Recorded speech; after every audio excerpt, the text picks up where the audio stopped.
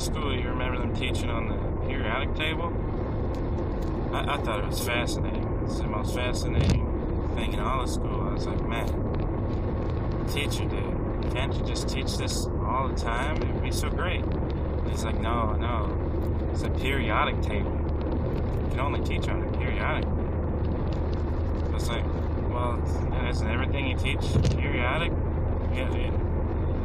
And it's like, yeah, everything but knowledge. We teach that all the time. It's like, yeah, but I mean, we only come in school like a few hours a day. I mean, everything's periodic in that sense. And he's like, hey, look, I'm the science teacher. If you want to argue semantics, you need to go see the English teacher. So I went to the English teacher. I was like, hey, how many cats do you think you could fit in a sombrero without the thing falling down? I mean, I've maybe worn one once, if ever. Not sure at that age if I did or not. So, do you know how many? And the teacher's like, look, it's either a question for the science teacher, the math teacher, because he understands like weight and calculations and all that, or it's a question for the Spanish teacher because he understands sombreros. So I was like, well, I know there's like a PTA. Can there be like an STA for the students to have all the teachers in one room? You never get these crossover knowledge things. You can't ever have the crossover questions because it's like, well, I'm the Spanish teacher, I'm the math teacher, you know. If you're asking how many cats can fit in a sombrero without it breaking, I mean, maybe you can ask the shop teacher. Maybe like maybe home ec because ladies like kitties and maybe they sew things in there. I think I sewed some things in there. It might work. I don't know. And that's why I didn't go to college, because they only got one teacher to a class, you know?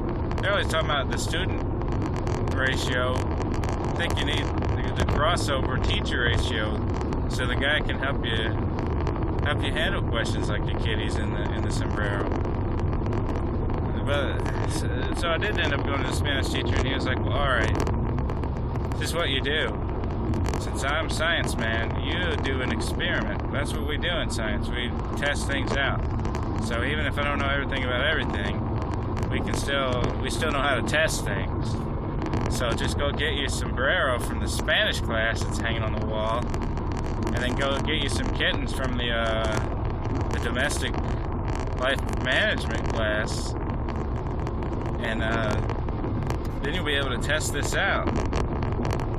And I was like, well, what if it can't hold the kittens? They're gonna fall. I mean, I know that cats can land on their feet fine, and I'm only 6 feet tall, but I don't want my shoulders to get scratched up if this happens.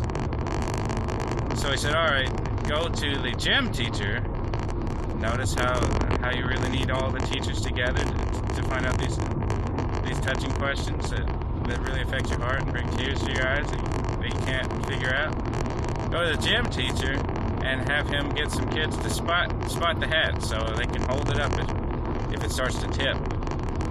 And then maybe you can even get a stopwatch and see, well, maybe it'll last this long or that long if you have to, for some reason, I guess, save your cats.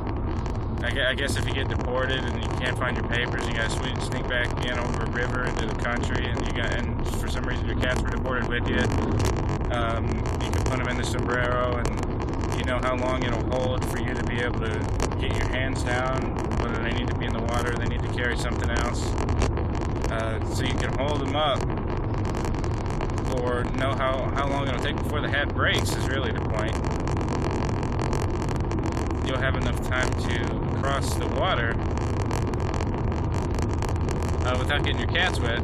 If you can time your juggling, if you're smuggling something else in, time your hand juggling for the cats and the sombrero to keep it from breaking, so we can get over the water and the cats don't drown and all of that. Because I know I'm always dealing with this sort of kittens and deportation problem. I just don't know why why they couldn't tailor my education more towards that, since that's my everyday life. That's what I got going on every day. And I know not all those terms are made the same, but it'd be good to do some brand research, in the whatever the class was called, economics. I had to go to the economics teacher for brand research, and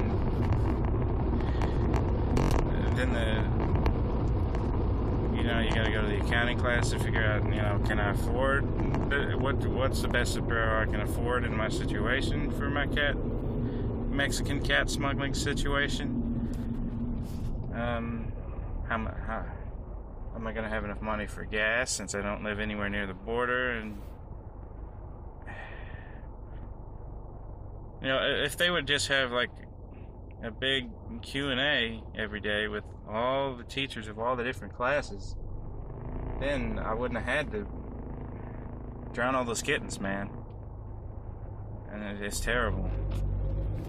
But schools just don't work like that. You're expected to fit into their system. If you don't do it their way, well, then you're stupid. And that sucks, man.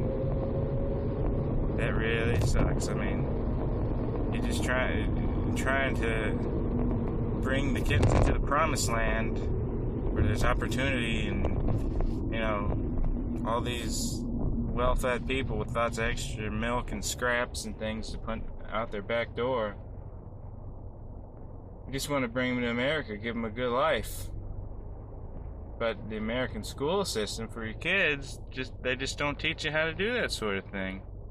And I think it's a real problem. Not a fake problem. This isn't made up. This is my everyday life.